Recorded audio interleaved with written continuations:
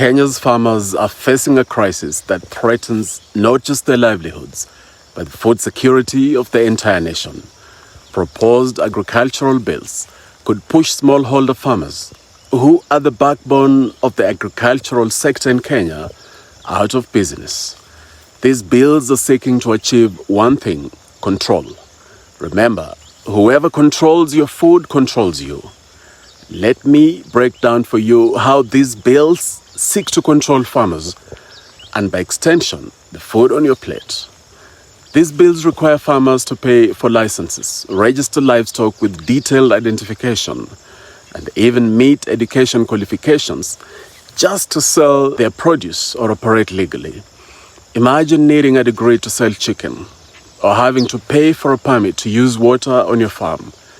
This is a direct attack on smallholder farmers, many of whom are already struggling to make ends meet.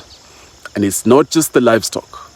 These bills introduce over a dozen new regulatory authorities, each with its own fees and penalties.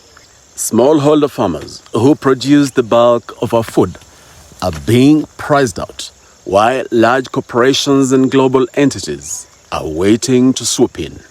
If these bills pass, the cost of farming will skyrocket. Farmers will quit, food prices will rise, and Kenya will become even more reliant on imported food, controlled by powerful corporations. This is already happening in other African countries. In Nigeria, the government introduced policies that favored corporates over smallholder farmers. Programs heavily funded by international organizations promoted hybrid and genetically modified seeds that could only be purchased from multinational corporations through their local proxies. In December 2019, Nigeria became the first country in the world to approve the commercialization of genetically modified cowpeas. Soon afterward, in 2020, Nigerian farmers started planting genetically modified cowpeas. In October 2021, Nigeria approved the planting of genetically modified maize. Then less than 1 year later, in July 2022, the Nigerian government approved imports of genetically modified wheat from Argentina. All these things don't just happen in a vacuum. Global entities like the Bill Gates Foundation are funding initiatives that look good on paper, like digital livestock identification, or seed certification, or genetically modified food, driving out hunger. But these programs make it harder for smallholder farmers to compete. They centralize farming under corporations, leaving smallholders at the mercy of global giants.